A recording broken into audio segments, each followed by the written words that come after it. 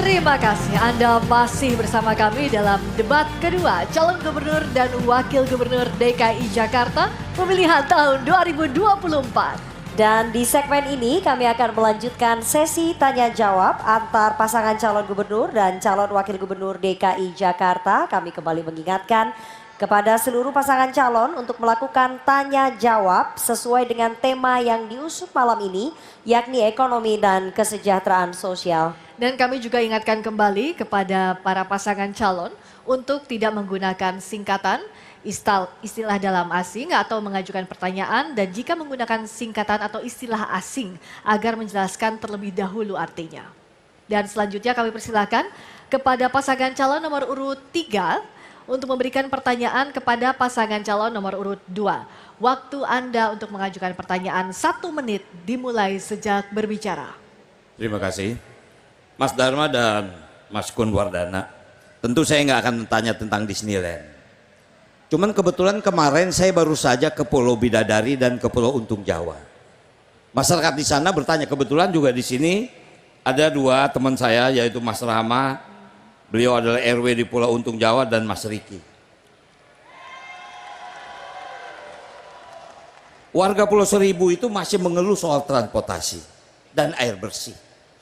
Nah, pertanyaan saya, bagaimana strategi Anda untuk menyelesaikan masalah ini?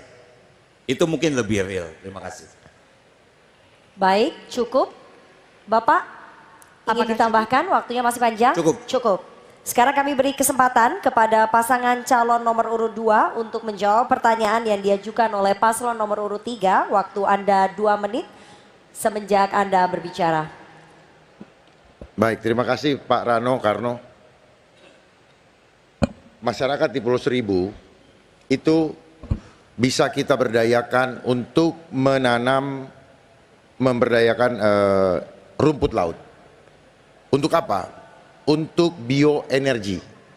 Sehingga dari rumput laut tersebut kita dapat mendapatkan tambahan dana untuk desalinasi supaya memudahkan untuk mereka mendapatkan air minum. Desalinasi adalah suatu teknologi yang mengurangi kadar air untuk bisa dikonsumsi. Nah, dari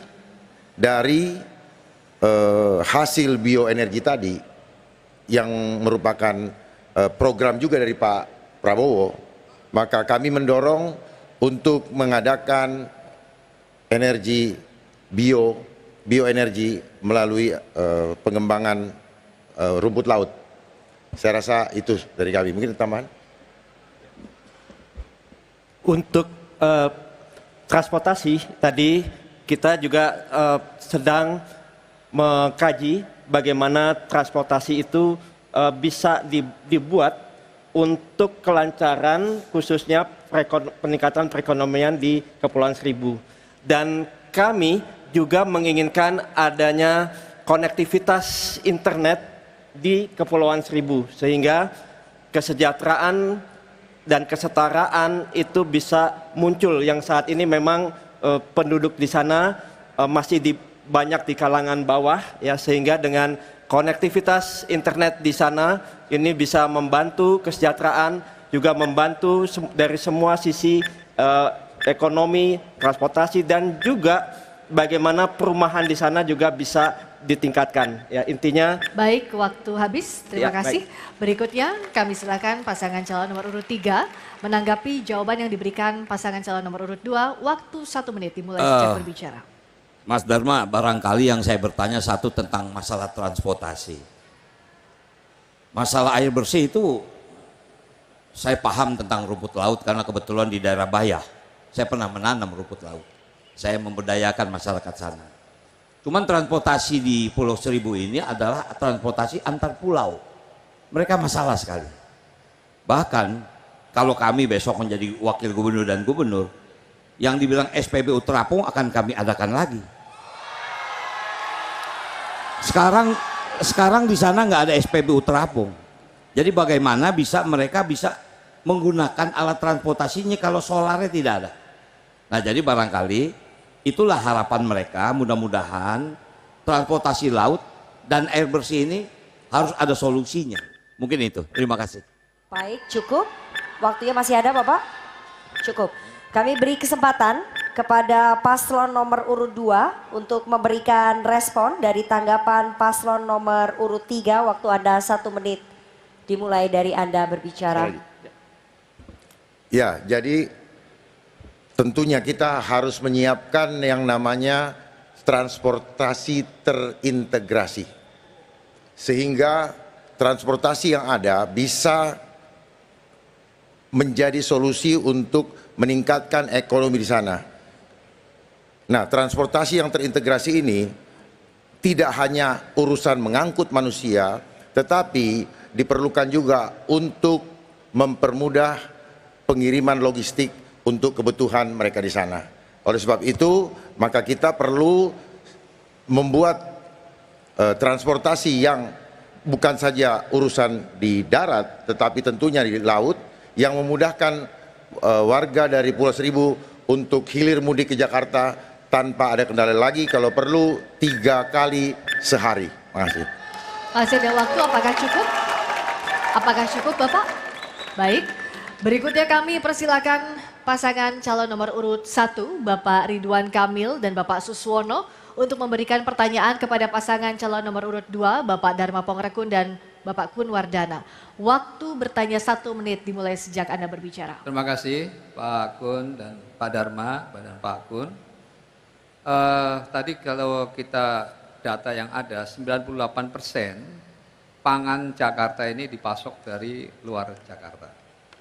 Tentu rawan sekali dalam konteks ketahanan pangannya. Karena kalau bicara ketahanan pangan berarti bicara soal ketersediaan, keterjangkauan dan juga berkelanjutan. Nah, pertanyaan saya kira-kira apakah mungkin dalam konteks inflasi ini kita bisa mengurangi pangan ini berasal dari Jakarta sendiri. Lalu kalau memang bisa, kira-kira langkah konkretnya seperti apa? Terima kasih. Baik. Masih ada waktu? Masih ada waktu Bapak? Cukup? Kami persilakan paslon nomor urut 2 untuk menjawab pertanyaan dari paslon nomor urut 1. Waktu Anda 2 menit dimulai dari Anda mulai menjawab. Ada 7 langkah. Ada 7 langkah untuk mengatasi inflasi bahan pokok. Yang pertama, intervensi jalur tengkulak. Jadi kita bebas tanpa intervensi pasar untuk memastikan bahwa pangan ini tersedia dengan cukup. Terus kemudian kita perlu melakukan kerjasama dengan daerah. Ya, kalau perlu Jakarta membooking sawah contohnya di Indramayu agar perhitungan pasokan untuk Jakarta bisa terpenuhi, dan kalau perlu juga dengan Blitar dan sebagainya.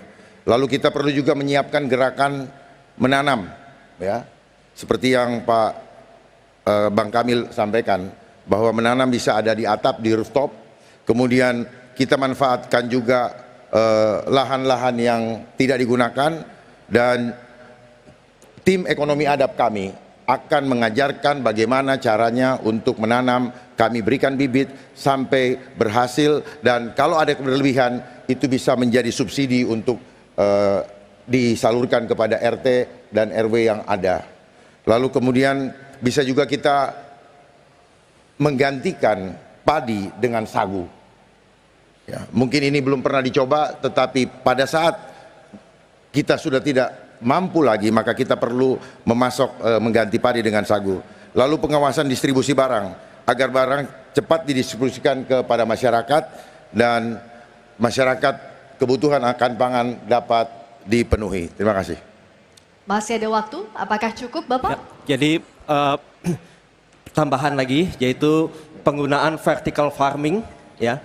Jadi bagaimana farming itu juga bisa dilakukan di perkotaan, dan juga bagaimana mendorong masyarakat untuk hidroponik, ya, di kawasan masing-masing, kawasan rumah masing-masing. Baik, waktu habis. Terima kasih.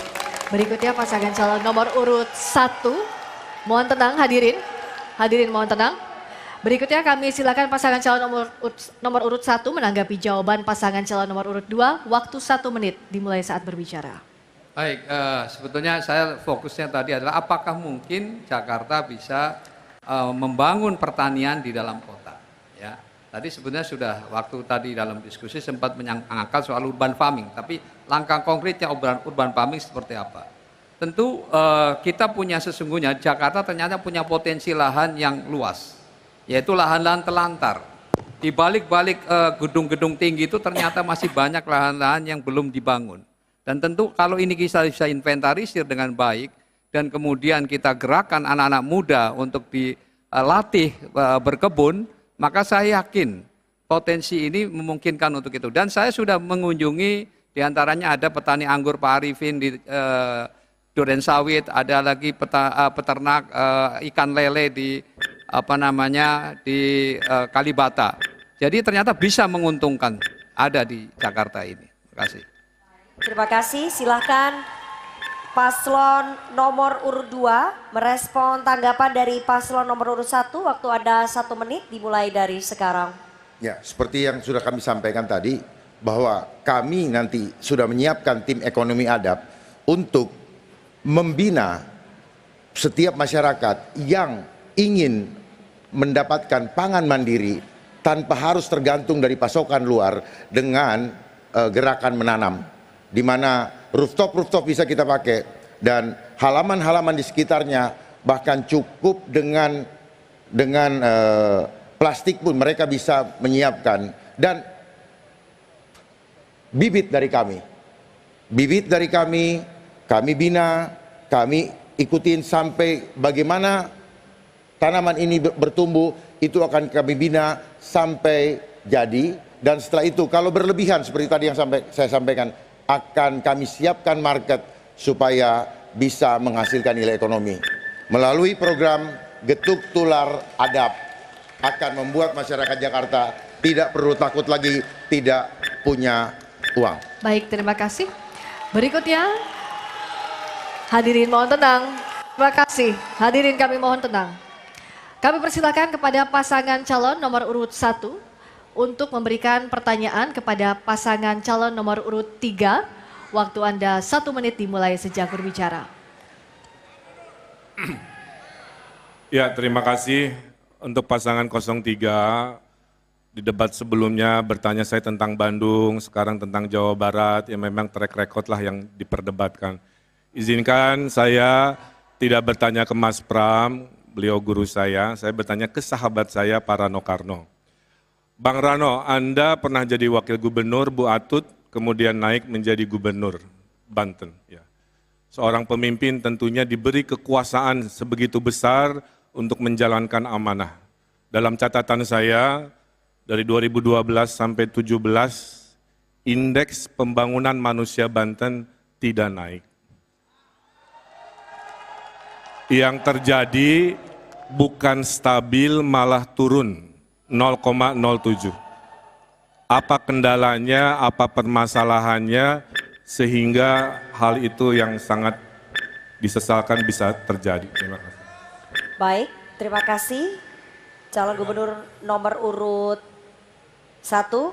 Sebentar Bapak, silakan paslon nomor urut 3 menjawab pertanyaan yang diajukan oleh paslon nomor urut 1. Waktu Anda 2 menit dari sekarang. Terima kasih. Bang Emil mungkin pura-pura nggak tahu, padahal dia tahu. Kang, saya jadi gubernur Banten cuma 1 tahun, Kang. Saya 2012 sampai 2013 jadi wakil gubernur, 2013 sampai 2015 jadi PLT gubernur, saya jadi gubernur 1 tahun. Banten ini aneh, Kang. Sejak dia lepas dari Jawa Barat tahun 2000, tanggal 4 Oktober 2000, sampai hari ini mungkin Akang bisa cek, Kapolda di Banten tuh ada 2. Kapolda Banten dan Kapolda Metro. Pangdamnya 2, Kang. Pangdam Siliwangi dengan Pangdam Jaya. Akang bisa bayangin bagaimana saya harus berkoordinasi dengan situasi seperti itu. Singkat kata, Kang, Kabupaten Tangerang, Kota Tangerang Selatan, Kota Tangerang itu sudah established sebagai sebuah population. Tapi Pandeglang, Lebak harus diakui jujur. Karena itu saya bersyukur Presiden Jokowi memberikan 13 proyek nasional kepada Provinsi Banten. Yang pertama adalah Bandara Soekarno-Hatta itu diakui sebagai Bandara Banten, kan? Bukan Bandara Jakarta. Kemudian tol Serang Panimbang itu juga diberikan oleh Provinsi Banten. Artinya Banten itu secara teritori sejahtera ada di Tangerang Raya. Cuman daerah Pandeglang, Lebak tentu sulit untuk dikembangkan. Tapi alhamdulillah dengan diberikannya kawasan ekonomi khusus yang ada di Tanjung Lesung, insya Allah Banten segera bisa mengejar indeks yang akan impikan itu tadi. Mungkin itu jawabannya. Terima kasih. Masih ada waktu, mau dimanfaatkan atau cukup Bapak? Cukup. Cukup? Baik.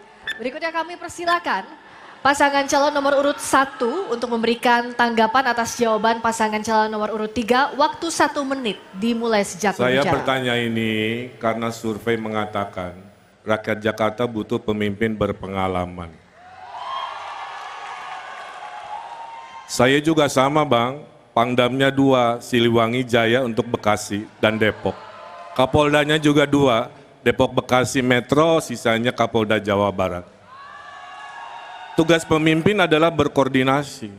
Apalagi tadi disampaikan fakta, udah dikasih begitu banyak proyek strategis nasional dari Pak Jokowi kan. Tapi saya lihat catatan IPM turun bukannya naik. Tingkat pengangguran terbukanya hanya turun 0,8. Saya 5 tahun naik 3%. Desa tertinggal masih ada di akhir jabatan Abang 48 desa tertinggal. Jadi poin saya menjadi pemimpin tidak harus selalu mencari alasan-alasan ke orang lain. Mudah-mudahan kalau terpilih kita fokus Jakarta lebih baik di pasangan kita atau Abang. Terima kasih. Baik, waktunya habis. Terima kasih. Sekarang kami beri kesempatan kepada pasangan calon nomor urut 3 untuk merespon tanggapan dari paslon nomor urut 1. Waktu Anda 1 menit dimulai dari sekarang. Kang Emil yang saya hormati, kalau saya bisa ngebenain kampung orang di Banten, masa saya nggak bisa benain kampung saya sendiri di Jakarta? Kalau saya nggak bisa ngebenain kampung saya Jakarta, saya nggak maju jadi wakil gubernur. Saya harusnya jadi anggota DPR RI, Kang. Tapi karena ini Jakarta memanggil saya harus benahi. Kalau bicara pengalaman, barangkali antara kita berdua, Pramono Anung lebih unggul soal pengalaman daripada kita. Karena itulah kenapa saya yang minta beliau jadi gubernur, bukan saya menjadi gubernur. Nah mudah-mudahan pasangan ini bisa merubah Jakarta jauh lebih maju. Mungkin itu, terima kasih. Masih ada waktu, mau ditambahkan atau cukup? Cukup, baik. Berikan aplaus yang meriah untuk sesi yang sangat menarik ini. Tanya jawab tanggapan antara pasangan calon gubernur dan wakil gubernur DKI Jakarta. Sudah memberikan sesi yang luar biasa. Betul sekali, sangat seru ya Friska. Tapi kita tidak berhenti sampai di sesi ini. Kita akan kembali dengan sesi penyampaian pernyataan penutup dari seluruh pasangan calon gubernur dan juga calon wakil gubernur. Tetap bersama kami.